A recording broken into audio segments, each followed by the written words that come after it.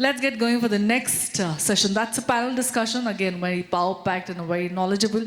Well, today we all agree that we are witnessing a fundamental shift in credit assessment, managed the way it is managed, the way it is approved. But the traditional lending process, of course, slow, rigid, and heavily dependent on the legacy factors and systems, is now being literally replaced by AI. Now, the smart lending is just not about approval. It's also about being responsible, secure credit expansion. Okay, so the future truly lies in a very inclusive finance, automation, and real-time risk assessment. Well, driving the transformation and bringing the change out here are our industry key leaders and experts, and I think they will be the right person to guide us. Well, smart lending transforming the credit landscape. This is a topic, and I am sure we look forward for such a fabulous topic. Doing the honor of, taking the panel forward, we have the key moderator. I think his expertise bring great things to the table. Let me now introduce you one by one to the panelists we have. Rakesh Kumar Das, Chief Credit Officer, Tiger Capital Limited. Can we have a huge round of applause for him? Thank you, sir. As you join and take seat, we are really delighted to have you out here. Now it's time to call upon Ajay Bhatia, CRO, Cholamandalam Investment Finance Company Limited. Can we have a huge round of applause? Also, as you see the pictures, make yourself comfortable there. Next is Aditya Kedikar, Head of Data Analytics, the Muthoot Group. Can we have a huge round of applause for him as well? Arindam Mukherjee, Head Risk and Policy, SMFG, India Credit Company Limited. Thank you, sir, for joining in. Once again, looking forward for an absolutely insightful session out here. Joining us on the panel is Kamal Bhatia, SVP and CCO, Tata Capital. Can we have a huge round of applause for him as well? Next is Erim Syed, Chief Credit Officer, Ugrow Capital. Can we have a huge round of applause for ma'am? Thank you so much, ma'am. Joining us is Rohit Gupta, MD, CSL Finance. Huge round of applause for Mr. Rohit Gupta. And of course, the entire productive session to be guided and headed by the moderator, Sri J. Sridharan, Director, DA, BFSI, Altair. Can we have a huge round of applause for him?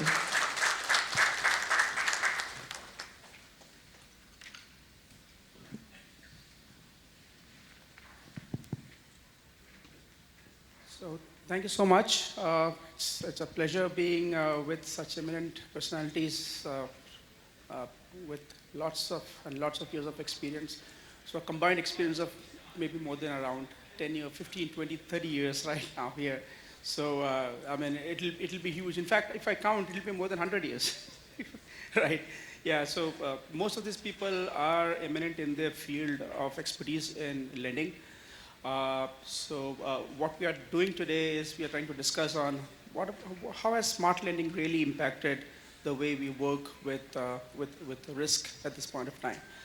So before we go ahead, just an understanding about, see, the lending landscape has not changed much, if you ask me, except that the new technologies have come up. They have created a layer of create a good layer of understanding of how you can actually integrate different platforms. But the entire lending life cycle, starting from acquisition to customer management to collections to recoveries, that bell curve has been there. It will always remain the same across. I mean, irrespective whether you use AI or whether you use the old platforms. But the whole point here is to understand how has the AI lending space really changed. So some of the questions which I have here are very pertinent to today's requirement on how smart lending has really changed with the advent of AI. So I will ask Arindam on what do you feel is the future of digitization in credit management. So these questions are really important because that is what will drive our future vision for AI in credit risk management. Arindam. Yeah, thanks, Vijay. I think digitization, or let's say smart lending, the topic which we are discussing today, in the current scenario or the current world of credit that we have, it's pretty inevitable that all the players are going to move into this digitized platform, whether we are into secured lending, unsecured lending, whatever might be the product, ultimately it's the go-to scenario that we have right now. Now, just beginning the session, I should say that what is, instead of going straight away, why this digitization and what are the plus or minuses or maybe the pros and cons of it.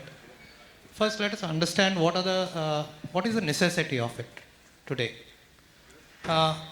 If I am a player, a finance player in the industry, what are the 2-3 key things which are very important for me to survive in the market? When I say survive, it is not just in the survive the competition, but also make sure that we are accepted in the industry by the customers who are coming to the industry. So one is definitely the kind of service that we are going to give. That means the kind of time that I'm going to take, or in our parlance we call it the turnaround time.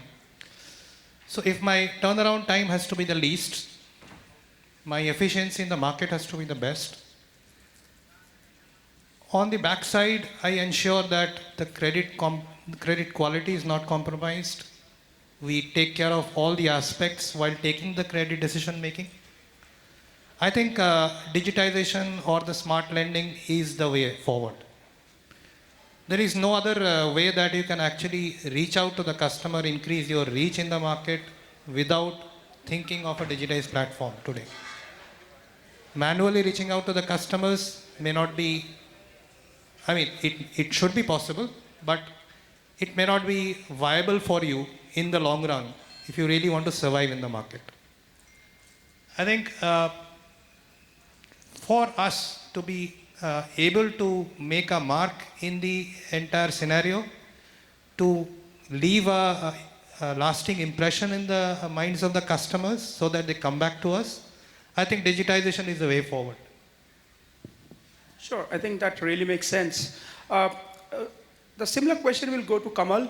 So what are your views on the way forward for digitization and how it's going to impact the way we work in risk management for credit? Yeah, thank you. In addition to what has been said earlier, we must think what is digitalization all about. All of us lead a lot about the onboarding processes. A lot of headway has happened on that front. Underwriting processes, the disbursal related process, and finally is the monitoring piece. A lot has been spoken about the way the digitalization happens on the retail credit side, but if you look at from the corporate perspective, there is a lot of digitalization has happened from point of view of API integration. When I talk about API integration, pulling the data from the source. So taking one example, pulling the balance sheets directly from the Ministry of Company Affairs, pulling the financials directly from the income tax websites. What does it bring into? It brings lot of consistency. It brings lot of pattern analysis, and also the delivery time gets reduced. So all that has happened. The question is, what is the future? Future is building the right artificial intelligence models from corporate SME side, training the models, bringing in lot of triangulation in the data. So for example, if we talk today from the API integration perspective, the data sets are available, but data sets standalone do not make sense. So for example, if I pull up the balance sheet of a customer or the financial of a customer, that data is available on MCA, anybody can look at it. How this data has to be triangulated with other set of information, for example, with the industry players, with the macroeconomic indicators, and likewise, that is the piece that needs to be built in. Similarly, from the monitoring side, the lending cycle, all of us are aware, doesn't end once we lend. The money has to come back. So what all needs to be done from the monitoring side? What all process clutter that can be reduced? In addition, what are the integrations? What are the things that can be brought in? One such piece is the GST-based integration, wherein we get to see what is happening on the activity parameters of the customer and then take a corrective action, either on the working capital product or on the term loan perspective. So these are the pieces which are future. This will bring lot of efficiency, not only from the cost perspective, also from the overall credit cost optimization perspective. Great one.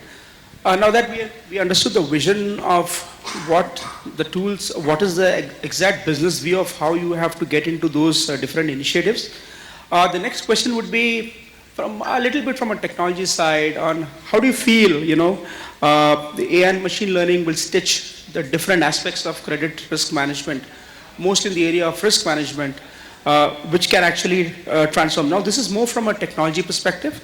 So I would request Deepak to first provide his views on the same.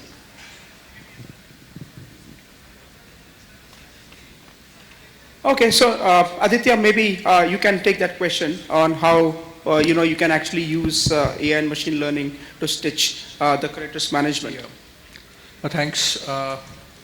So look, when you talk about the AI and MLs, right? So currently we have all the modelings and everything is coming into picture. These are predominantly on the bureau side of it.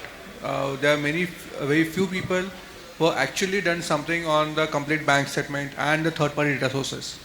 There are very few in the market at this moment. So there's a lot to go in terms of stitching those together. And the major chunk, which is 40-45% of your population, which is no-hit customers.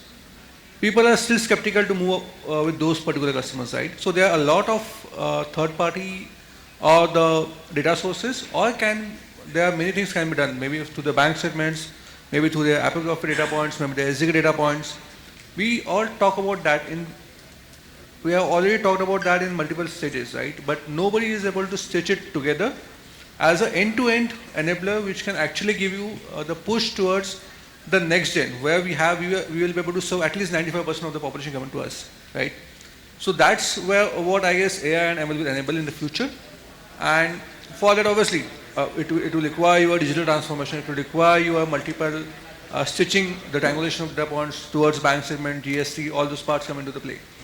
Many people have done in the unsecured side, but yeah, still there's a long way to go when we talk about business loans or the SME loans, right? Even the personal loans as well, the high ticket personal loans, they're still in that zone where we have to go through the files and do all those parts, right? So I guess with the near future, AI ML will actually help us in that direction. Makes sense. So that is where the technology stitch happens. Now comes the other aspect of understanding a little deeper into how do you actually assess the risk. Well, scorecards is something which a lot of customers use. In fact, we saw how they're integrating scorecards and they're trying to assess the customer's risk, liability, etc. So in such a scenario, Iram, I would like to understand from you, how do you think AI with scorecards is going to impact the way you actually categorize risk across business segments and portfolio? So at UGRU, we are actually quite gung-ho, and we have got a scorecard patented very recently. All our cases, all our files are based on the scorecard model only, but we've changed it a little bit in the sense that it is not only scorecard. So our scorecards define a probability of default. Now, depending on what is your appetite in any product, be it a secured loan or an unsecured loan, you decide how to use that scorecard. So a scorecard will not give you a straight yes or a no, but it will indicate how risky the customer is. And based on that, then a layer of policy and then a layer of underwriting will decide how the case will move. Now, the benefit here is, and this is what I feel, and I think this is how the things are going to change in underwriting. Scorecard kind of takes out the bias which is there in traditional underwriting, which is dependent on credit managers. So credit managers may or may not have, they're all individuals, right? They all have some subjectivity, some biases, which are not very explicit, but they somewhere come into the underwriting. So at times, a case which may not be very strong may get underwritten because there is some subjectivity involved. Now, because of this, these scorecards and these models that we are running, to an extent we are able to take out that bias. So for example, if your application is in the highest score band, the rejection basis which, or the reasons basis which you can reject the case are defined. Beyond this, you cannot really decline a case. So that way you ensure that a good case is coming into the system and you are able to filter borrowers very objectively. So these scorecards which you create, I mean, are you using them as a batch, or I mean, are you doing them as a real time directly? Real time. So every case that comes in goes through that scorecard. That is the first layer of filtering that happens. So along with the other APIs that we have and the other other tools that we have, for example, your Perfios, your GST, etc. All of that is consumed into the scorecard. And as the borrower comes into the system, within an hour, you run the policy, the scorecard, the dedupe, the bureau, the GST, the banking, and an outcome comes, which we call an in-principle approval basis, which you can, at least financially and policy-wise and risk grading-wise. Your customer, the credit managers know whether this customer is high risk, low risk, can be funded, cannot be funded, and then you go on to the traditional methods of meeting the customer, doing an FI, FCU, etc., and then decide on the case. Great, great. So I would also ask, Rakesh, the same question of, how do you actually look into this initiative of scorecards? I assume scorecards is something which a lot of customers have been using traditionally. A lot of them have been using some basic regression models earlier. They have gone a little more deeper into machine learning. Just another wrapper on top of regression. So what, according to you, is your view on how scorecards are actually impacting the way you create risk bands for customers? Hi, thank you. I think two things that came up very well in one of the panelists' discussion here, that scorecards eliminates the biasness of the person who is doing the personal discussion. That's amazing. The second thing, in the last session, it was told that underwriting and the portfolio monitoring is continuous. It's not any given point in time. And these are the real basics from where the scorecard, the imagination of scorecard begins. Scorecard is not a rocket science, first of all. In any credit underwriting, what do?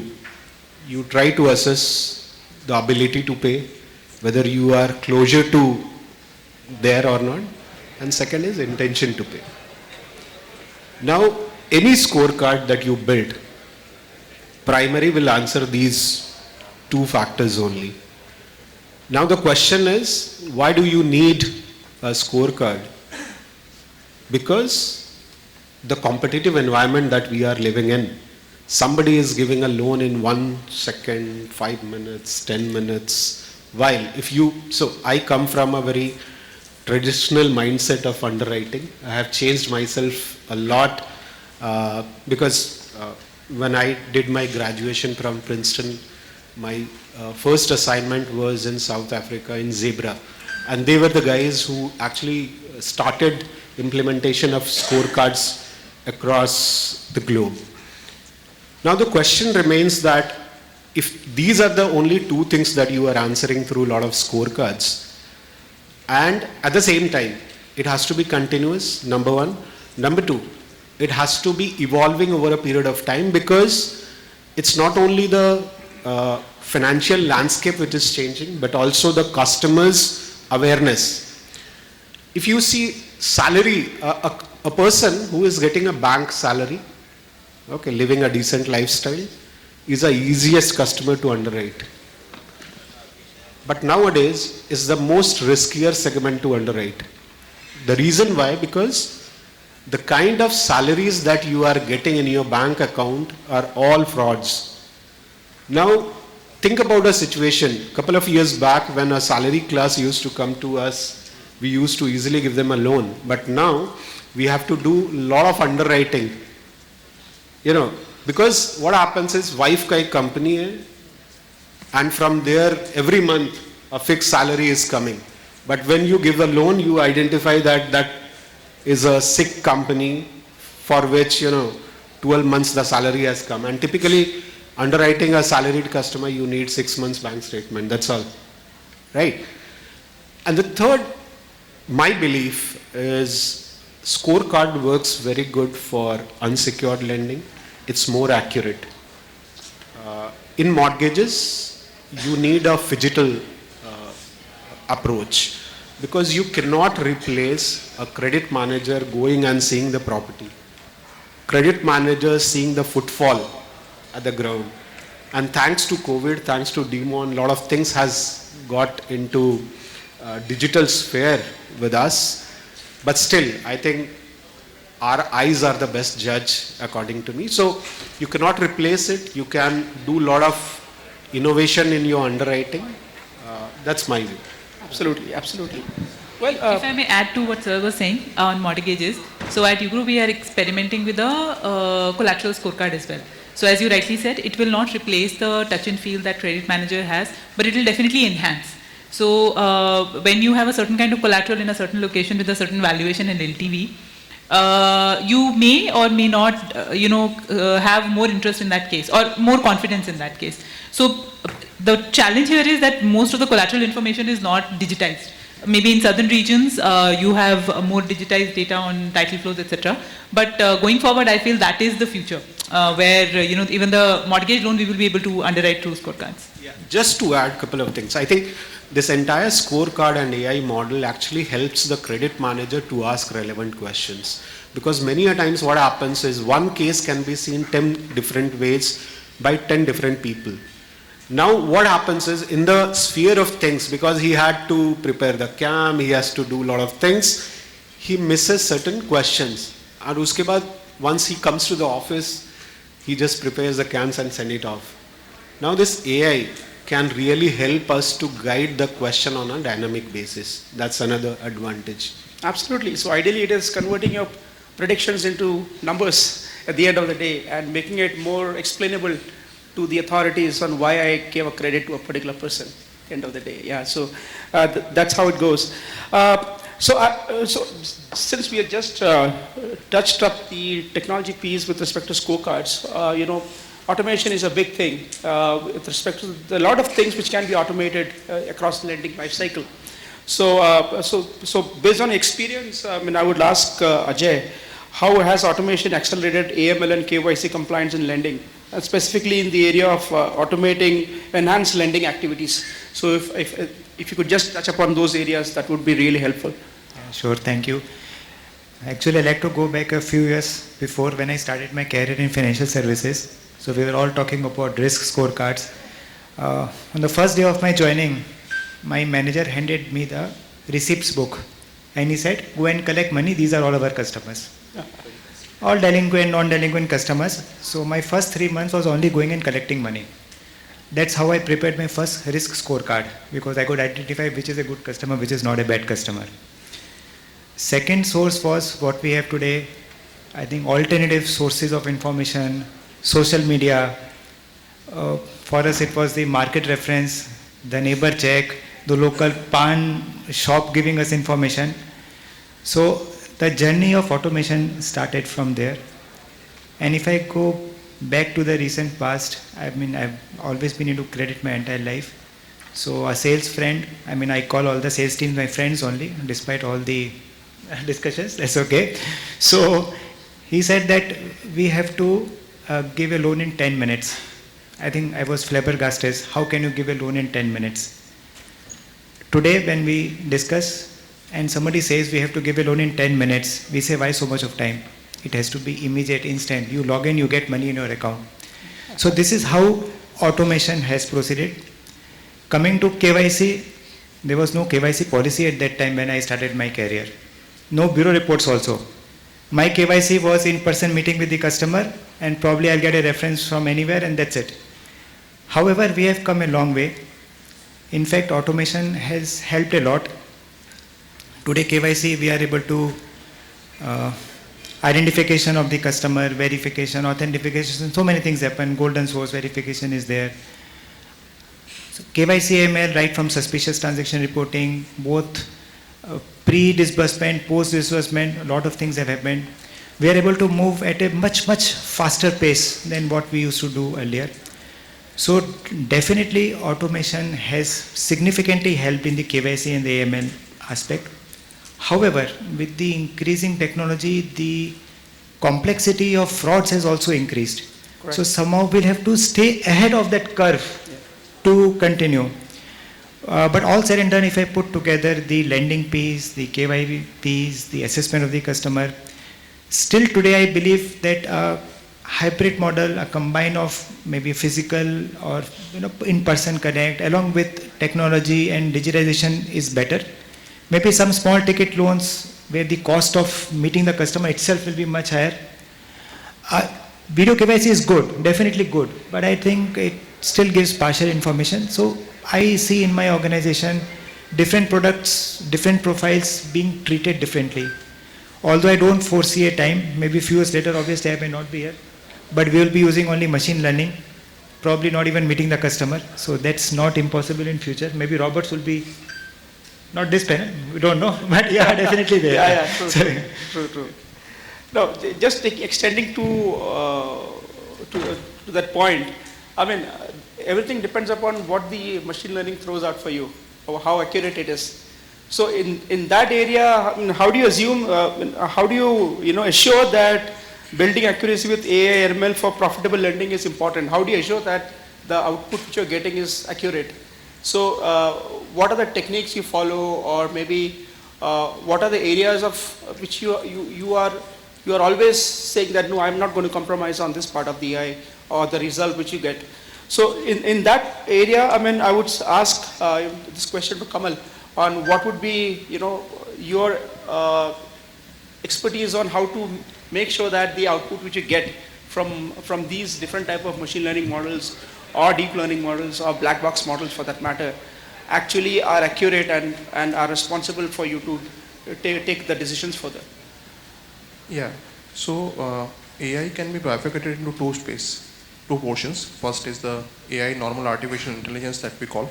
The secondly is the generative AI. The technology that we use today for automation piece is the generative AI piece. Of course, the AI piece has its own advantages. So from the generative AI piece, you have to train the model on constant basis. The challenge that actually comes here is the data sets which are available. So for example, ChatGPT, I'm just taking the name for illustration purposes, is trained on a wide data source. At the same time, when you are building your own LLM, that will be based on relatively limited data source. So the level of reliance that you will place, that is one. The second is testing of that model over a period of time, and the quality of input that you will give to that model will determine a lot of things. So for example, you are using a GenAI process and you have a financial spread. Financial spread meaning you have a balance sheet in front of you. The GenAI model throws the result. Okay, the IPTA has increased from say 8% to 10%.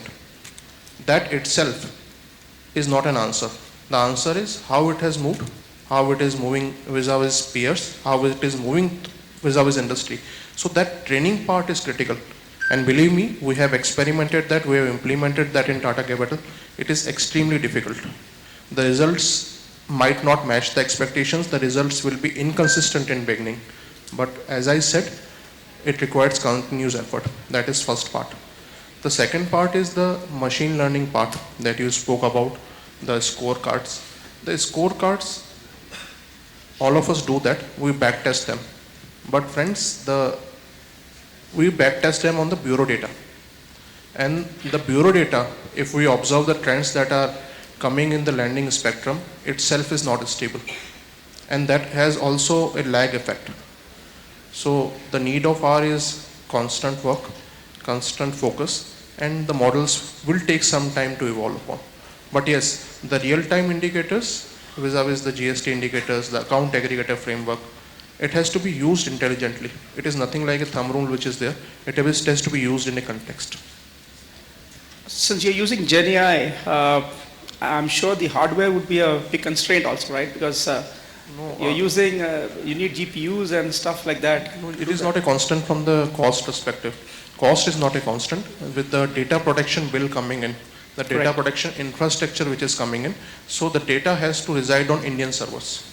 Okay. The data cannot be there on the foreign servers, and that is also one of the practical gaps which come in implementation, I am telling you this from my practical experience, because in Tata Capital we have implemented this for the corporate assessment. Okay. And the GenAI piece from the corporate assessment has lot of practical nuances. It cannot be parameterized, because when you do a corporate assessment, I take example for you are doing a large loan. So certain set of data will flow. It cannot be parameterized. It has to be seen in various contexts. It has to be triangulated.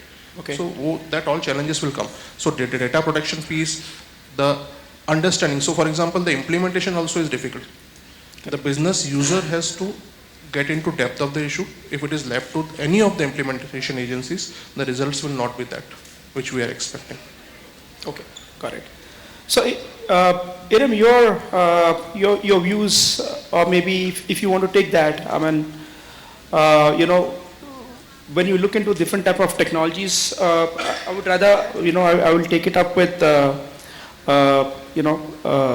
areas. So, for example, when you're creating these solutions, what, according to you, would be, the tech-savvy use cases within AI/ML space for you to take to your customers based on the technologies which are coming up at this point of time? So I think, so since we deal with the MSME lending, and we are not into consumer lending space or salaried loans, which, where the reliability of you getting a certain type of data is easier. So for example, you know that salary will come into bank and you can take 6 months banking or 6 months salary slips and you can underwrite the loan. Wherein in MSMEs, they may or may not have bank statements. They may have bank statements but no transactions. They may have GST registration but no GST filing. So we use AI to identify what the customer's input can be. So it is very dynamic actually, if you ask me. So it is not only your traditional bank statements and your financials, and now more recently your GST and bureau data, etc. But it is a lot of alternate data as well. It's a lot of modeling that we have done on the cash flows, which we determine through other sources and for different products. So for example, for a solar panel loan, the saving that will happen from electricity, how I can use that to generate eligibility for the customer, and to what extent, and how do I ensure that the estimates that I'm making are accurate. Similarly, in say machinery loans, the asset is a productive asset, right? It's not like a land or a house that is not going to generate any income. You know that the customer is buying this asset and this asset is going to be generating some income. So through an AI model, can I gauge as to how much a particular asset is going to be generating in a given scenario? Because every asset, though it's the same asset, but in different scenarios, it will generate a different kind of productivity. So using all of that, I can actually accommodate a lot of customers who may not have your traditional sources of information. And it really works well on new entrepreneurs, because traditionally we've been, we've been captured in that box where, you need 3 years of stability or 5 years of stability. But you have a lot of entrepreneurs who are young, who have had that experience as a salaried person, as a professional somewhere, and now they are starting something of their own. So in that scenario, you actually don't have any historical data. Okay. So if a person like that is coming, how do I then lend that customer, and what is the risk involved? So all of that, I think, becomes a little more comprehensible if you're using these AI models. So that gives another question. Since a lot of the data is not really available, have you seen in your, in your line of businesses where you need to create synthetic data using AI, at least to train some amount of, because I'm sure a lot of these data, we work really well with known data. If there is historical data, it's fine. But if I want to do something like a point in time, or if I want to do something, if you want to calculate a risk-based analysis on point in time, taking data from all the different type of, third-party sources, like, if I want to bring in, the interest rates, if I have to bring in a lot of other macroeconomic variables, at times we don't have it. But if that is a way, if I have to train a model, obviously I would require a lot of synthetic data. So have you seen cases where you're using synthetic data? So, Open one. So I'll just briefly attempt this. So I think most of us would be using this in some way or the other to eliminate customers. Okay. Not to select. So through various models, you can identify which is a higher risky customer. So for example, just if I stick to bureau, in bureau, just by simply looking at like you mentioned, rates, etc., what kind of loan a customer has been borrowing. So in most of the models would say that if a customer has been borrowing short-term, high interest rate loans, okay, that customer is a little more risky. Okay. So if that customer is risky, what is the risk, or what is the loan amount band that the customer should fit in? So mostly I think this kind of information or this kind of AI model is used to eliminate the customers which you don't want to onboard. I think in India, we are privileged to have a lot of market data. I still remember 2003 when I was working with Grameen Bank, Bangladesh. And all of you might know that microfinance, the on-time collection recovery rate is almost 99.9. It used to be. Okay. Now with that kind of instance of default, you can't get your predictive models so accurate. Absolutely. Because you don't have parameters which you can simulate over and over again, right?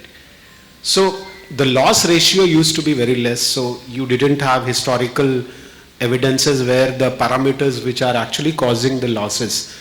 But then the triangulation and transformed AI, which we used that point in time, gave us what are the parameters which actually gave us instance of defaults.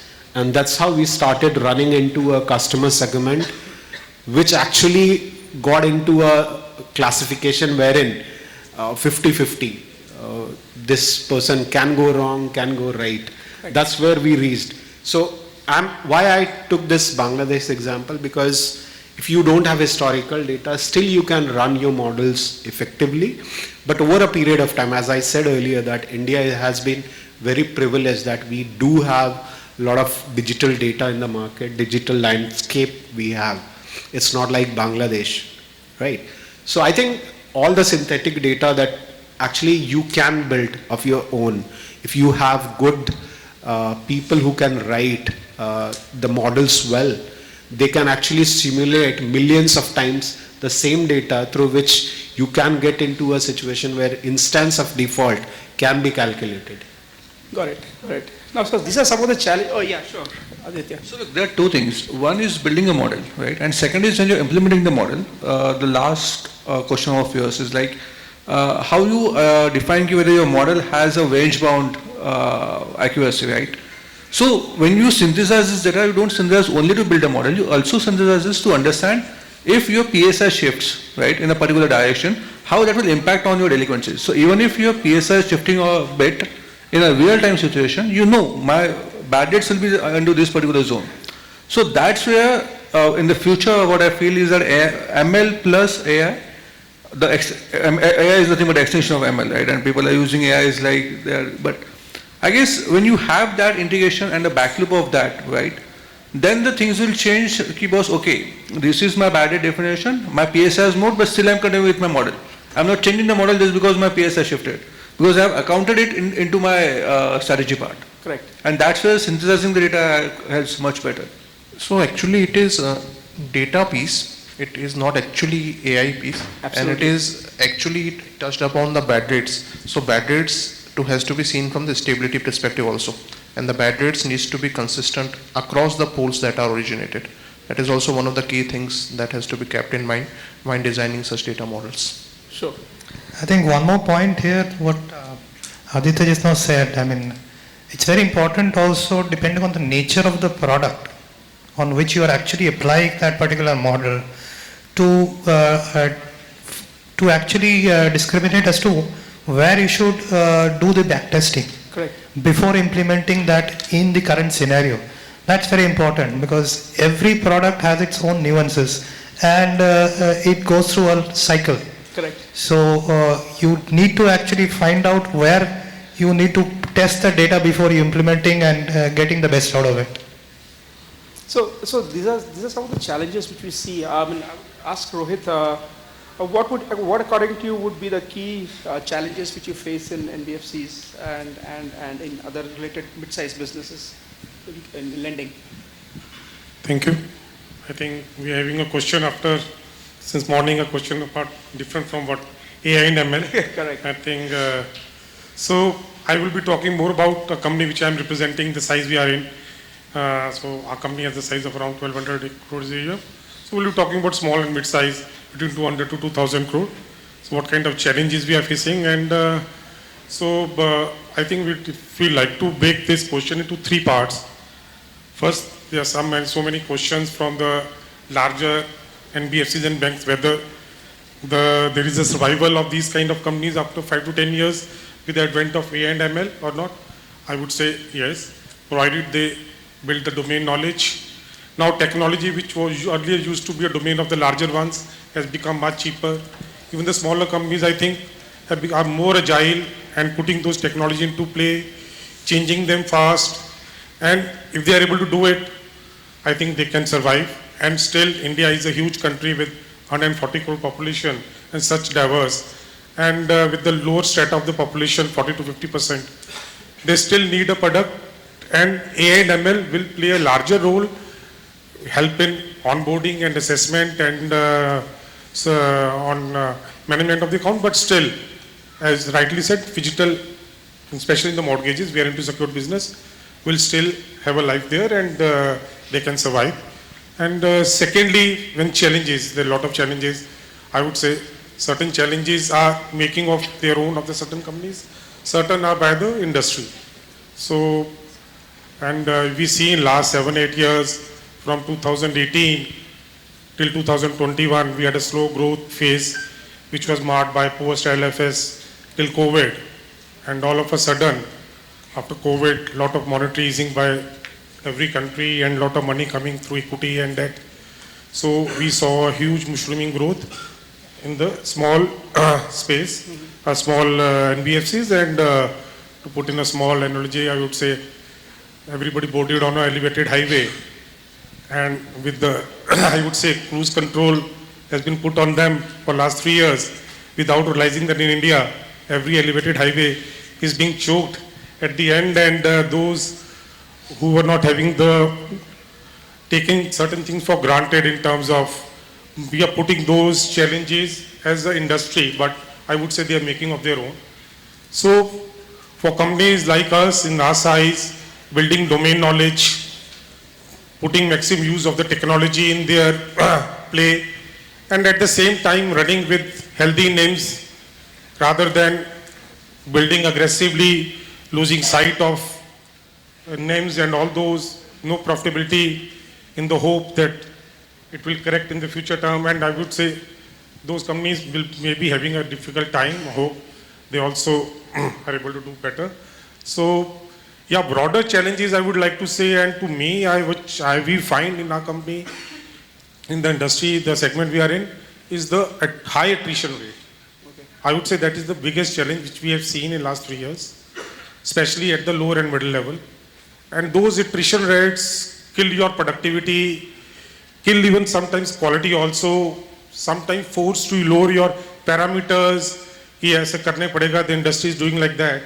And that is where sometimes you lose sight of your internal, I would say, risk assessments. And so I put, as a promoter, I feel very happy that what is going on, it is good for the industry. We will see a lot of consolidation, and the bargaining of the companies will also increase. And even the companies have to be more cautious that those employees going for frequent small employee tenures, seeking changes after every 6-9 months, should be looked upon by negatively, and that will be in the interest of the whole. Secondly, I would say, yes, I would say that the funding, which is everybody will keep on saying, and one has to have, that is a little challenge, and where I would say the government and the RBI should help small and mid-size by providing them a window to give at a competitive rates, otherwise when they are forced to take at a higher rates, they are forced to lend. And what we have seen through what RBI regulator has done during last 2-3 years, all those, I would say, exotic products where IRS has been marked will be eliminated, and everybody has to do at a reasonable rates. Even what we are seeing in MFIs, maybe over leverage, very, very strong one part of that in the crisis we are facing, but additional has been lending at a very high rates, which are not sustainable by the borrowers. Okay.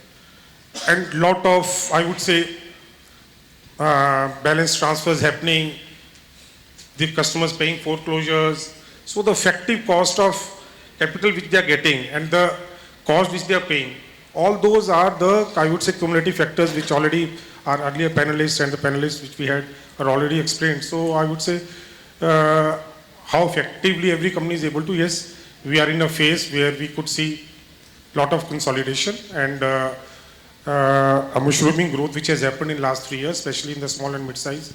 Lot of consolidation will happen, and the companies who are focused on few products, building domain knowledge, right use of technology will be able to survive. So, Ajay, your final thoughts on what are the challenges you normally face in NBFCs and mid-sized, institutions lending money? Yeah, see, I work for a upper layer NBFC. We do extend loans to small and medium-sized NBFCs, very small proportion of our book. But if you look at the overall situation today, first is that the regulatory landscape is getting tighter by the day. It is good. It is desirable. In fact, it's much needed. But the way the NBFCs are being treated as large banks, that increases the compliance cost also for all of us. Second is getting access to adequate capital, and remaining capitalized adequately is another challenge with the smaller NBFCs in the mid-size are going to face, they are still facing. Technology costs are going up. You have to survive. I mean, data analytics is required, AI is required. Without all this, there is no life today. Competition is severe, very intense. Another challenge is collection. We have a largely distributed retail model. First we think about collection, then we start thinking about any new product. We are coming up with re-entering gold loans, but first we have created a collection network before even we are going to lending money, despite everybody will say gold is absolutely the safest of all businesses. Yeah, true. But that's been our focus, so that will be equally important for all NBFCs, particularly the small and big size, because we have a large network, so we can still survive. Not comfortably, but yes, we can survive better. So the constraints are going to be there. Liquidity is still a challenge. We are a very big NBFC, so for the smaller ones, it's going to be tougher. The cost of capital goes up. But it's not only negative, or it's not only so pessimistic. Yeah. As you rightly said, we are a very large country, and we are a growing country. We are a growing economy where 6%, looks like, as you know, what has happened to the world, where we are today. Absolutely. But 6% growth, even inflation, you consider still is good growth. Absolutely, yes. Secondly, NBFCs have still a lot of freedom and flexibility, although we are now being regulated as banks, but still we have a lot of flexibility in entering new areas, launching new products, withdrawing from certain geographies where we are not comfortable. We are still more flexible in giving customized products to, say, the underserved customers. I think we cater better to first-time borrowers, absolutely new to credit customers. We are far ahead. Our reach is still better. Even if we have SBI, India Post and so on, still we are able to reach the customer very fast. The speed and efficiency matters there. Okay. So I think all put together, it's not that there is no scope, but yes, we have to be very agile, all the small and medium sized. Maybe a few years later, we might see a bit of polarization happening, the big getting bigger, the small remaining a bit small, but it's not the end of the world for anybody. There's still scope. We are a growing economy, yeah. Yeah, that's what I think. Thank you. Sure. Since we all talked about the businesses, the end should go to the customers. So how, Anindam, for you, how do you make sure that your customers are happy, and or how do you improve your customer experience in the entire digital chain using the latest technologies, AI, ML, etc.? So when I actually talk about customers, so quote unquote customers, I think there are two types of customers that any organization deals with. One is the internal customer and one is the external customer. So definitely all this digitization, automation and the entire change which is happening, definitely it's on to make the customers happy, the external customers happy, so that they come to you, and once they experience the end-to-end journey, if they're happy, they will stick back to you, and so you retain the customers. That's the ultimate goal, definitely, to make your business profitable, to control the costs and everything. But at the end of the day, what we actually forget maybe in this entire chain is that our internal customers also need to be happy. The person whether it's at the time of sourcing or at the time of collections, who's actually helping you to complete that end-to-end journey, they should feel comfortable with all this digitization, automation, everything that we are talking about. The AI, ML, whatever tools that we talk about to enhance the experience and all that. So I think that is very important. The customer, I mean the person who's taking that decision at that right moment and within such a short period of time, how are we actually enabling him to take that decision and the correct decision? So when I say correct decision, it's definitely from the perspective of the organization that it will bring profits to me at the end of the day, the portfolio that we create. So I think overall, if I say end to end, starting from the time of sourcing and then deciding, selection of the customers, and once onboarded, the entire journey of the customer from the day one till the end of the tenure. And after that, even towards the end of the tenure, how you actually offer the right kind of product depending on the behavior that he has shown on your books, so that he sticks back to you. So you are able to cross-sell your other products and ensure that the customer doesn't go away. So I think that's very important. Aditya, your views, final views on this topic. It's a view which always not confuse. It's always a thing which stays saying that are we doing the right way, right? So so the customer experience is always been the primary source of making sure that we are there with the customer. But the approach, well, it depends upon time to time. So what's your views on it? A few years down the line, as one of the discussions was going, right? 10 days loan for 10 days sat for home loan was much better, right? Now you are getting it, even in SBI you are getting it in one day. Correct. Right? So that's how the automation and everything is changing from the customer's point of view. Now there are two parts to it. One, the employees which you have, as he rightly mentioned, that whatever we are enabling the technology and everything else, that's not just for the customers, it's also for the internal employees as well, right? So if I have an underwriting manager, mainly for the secured lending perspective I'm talking about, well, unsecured it's very easy, that you just bring out the scorecard, within 2 minutes you are giving a loan. But for a secured product where the underwriter needs to make informed decision, the automation is actually enabling to give the right information within a shortest span of time. Correct. So be it preparing a CAM, be it giving him the complete information about the asset or everything else, that has to be there with them. So the automation plays a very critical role, and when I say automation, it includes everything, whatever you do in the back end. Maybe your IT, maybe your analytics, everything. Absolutely. So I guess that's what the path is. Yeah. Absolutely. So that's pretty much from our side. I think it was a very interactive session with a topic which is very pertinent on how we can actually make lending more smarter with technology, stitching different components and adding the tinge of business into it and trying to make it as seamless as possible. Are we taking any questions? Yeah, of course. I think we can take one quick question. If anybody has. Please.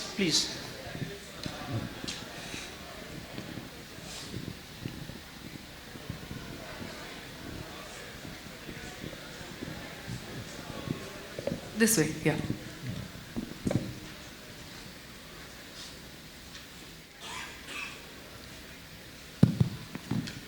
Hi. So I am Tanmay, and when ma'am was talking about innovative entrepreneur left a high salary job, started something by own, I felt related. Thank you, ma'am.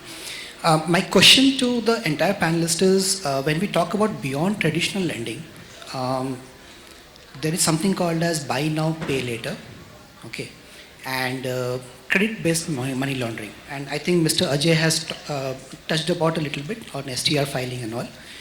Don't you all think that, because I'm from a software background, so I'm just letting you know, don't you all think that if the scorecarding, okay, and the STR filings, if it can be centralized at one particular place, okay, whether you use a particular policy, okay, to bind all these things together, a lot of the problems which we face, okay, as part of the entire industry can be solved? Yes, that's what's happening nowadays. Yeah, centralized. Let's say if I talk for about... example, if I take a loan from Amazon Pay, in 10 minutes, and next 20 minutes I take it from Flipkart. How do you analyze? So there are two parts to it. Number one, if it's a BNPL loan, if you're talking about, it's a small ticket size loan, right? So anyways, whenever you get a BNPL kind of loan, you get at a very minimum kind of LTV. And even if you are taking from one from the Amazon, one from the Flipkart, the lender might be different, number one. Number two, but you also get the inquiry about it in the back end. So even if it's a BNPL loan, you get the triggers in the back end to the back. Let's say I am Muthoot, and let's say you have taken a BNPL from IDFC First Bank in Amazon, and you come back to Flipkart, you ping it to me, I have a real-time information that, okay, somebody has inquired in the Amazon, and that's how I get it. Yeah, but as a separate entity, you will never be able to get the information from the We other get it. entity. That's what I'm saying. We have a real-time inquiry. I get your point. What you are trying to say is that if a loan is granted, I might only come to know if the customer has made an inquiry. I don't know the loan details. Exactly. The problem today is when we are sharing data to the bureau.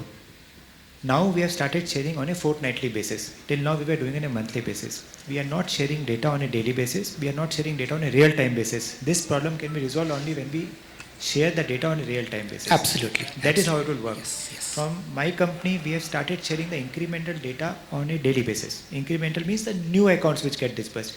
But when all the other members, that is the banks and NBFCs, start doing it, then we will be able to address this problem. Today my challenge is I see an inquiry, and if I raise a query, whatever response I get from any of my team members, I have to accept it and move forward because I can't check with 20 other people who has a loan rejected or loan accepted, I don't know. So Right. you have got a valid point there. Yeah. And secondly, I'll just take some little bit more time.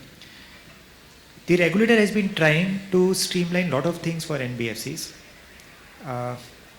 EWS, early warning system, was largely for banks, not for NBFCs. They have made mandatory last year. Fraud reporting is getting streamlined. Willful defaulters are going to get reported. Blacklisting of vendors. We all in NBFCs, to the exception of some, maybe more vigilant there and diligently posting on the website, but most of us don't do. So what you say is also correct. Inquiry is definitely known, but there are a lot of areas which are yet to be streamlined across all NBFCs so that we end up doing better credit. Technology is there to support, but beyond technology also, there has to be certain lot of sharing between us. We are afraid to even share. We end up sharing numbers. That's what we look at. We never end up sharing maybe the red flags and the STRs. Yeah, thank you. I have one more point. So most of the time we want to have everything in one place, right? But the question to ask is, do we need that? Because the BNPL is a 1 lakh sub loan, usually, right? So to understand, when you're running a BNPL show, it's predominantly kind of 5% FLDG kind of hota hai wo. So whether it makes sense to have it real time, because everything comes to the cost, and the cost of getting it real time versus the cost so you will be saving it is much lesser. So we have to look after it because we demand something, but whether it's actually required in terms of when you talk about your NCLs and everything else. Yeah, the reason I'm saying is, with my experience, and you can see the data also, Kenya is facing a lot of frauds on this, on the exactly same point. So I'm telling you on my experience that we can do a proactive monitoring, like Mr. Ajay told, that yes, it's right now not there, but it's going to happen.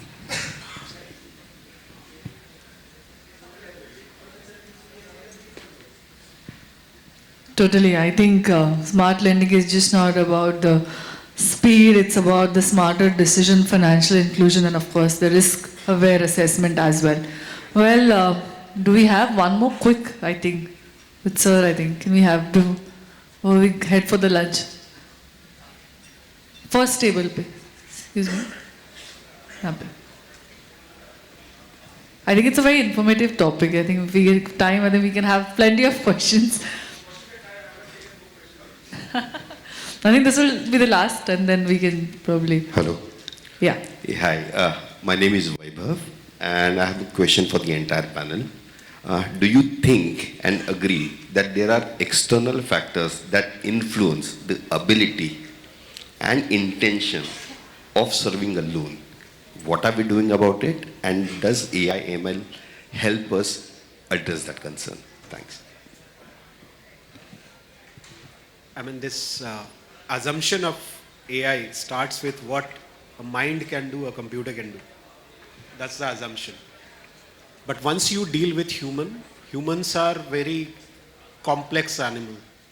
they come with emotions which a machine cannot read, right? So what AI is doing currently is it is trying to get as close to the reality which you can be, but still it is not perfect. So that's my short answer to this. So if I may also add to it, and to the previous question also that the gentleman had asked.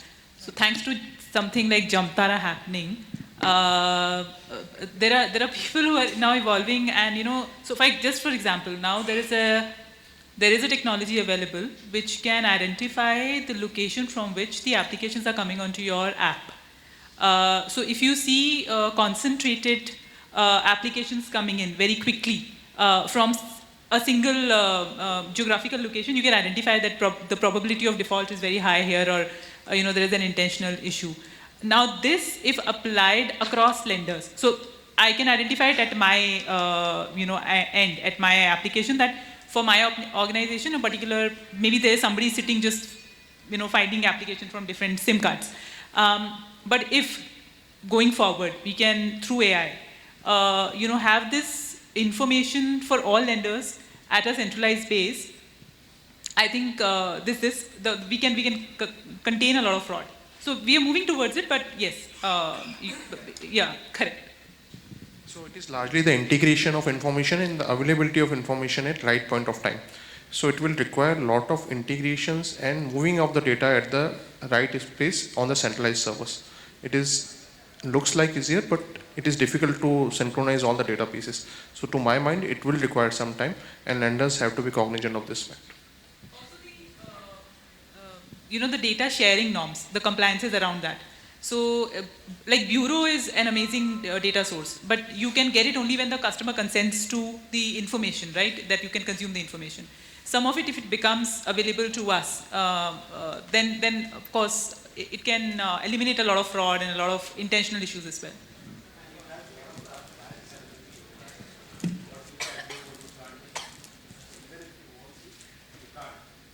So talking about this external factors, yes, external hand, no.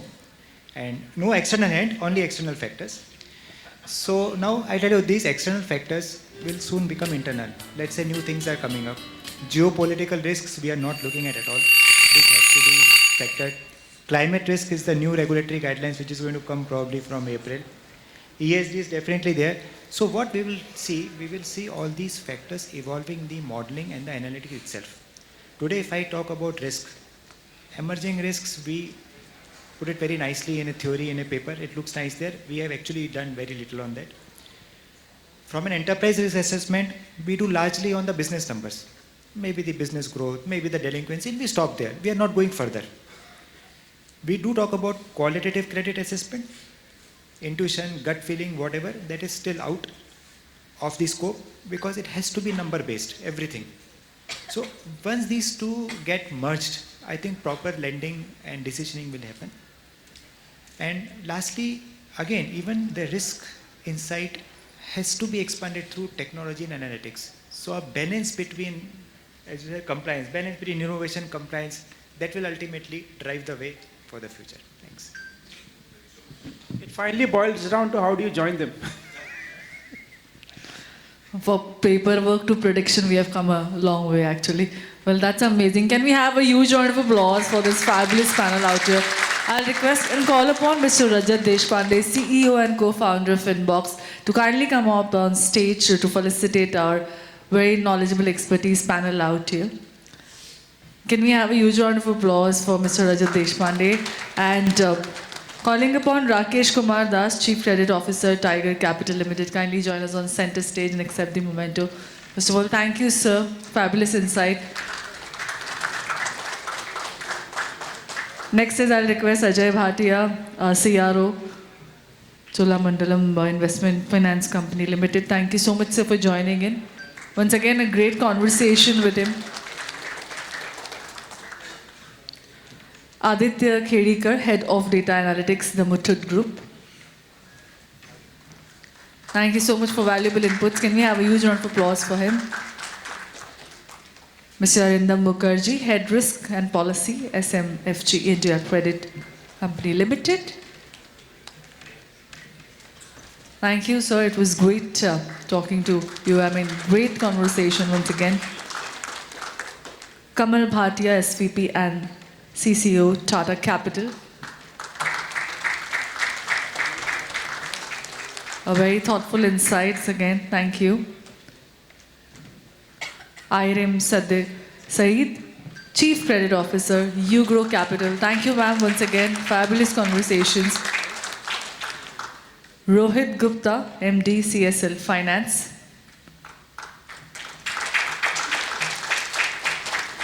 Thank you, sir. Very delighted to have you here. And of course, to take this productive talks ahead, Shri Jay Sridharan, Director DA for BFSI Altair. Thank you so much, sir, for guiding us throughout. Once again, I'll request all the panelists to kindly come forward for a group picture, please. Join us on the center stage for the group picture.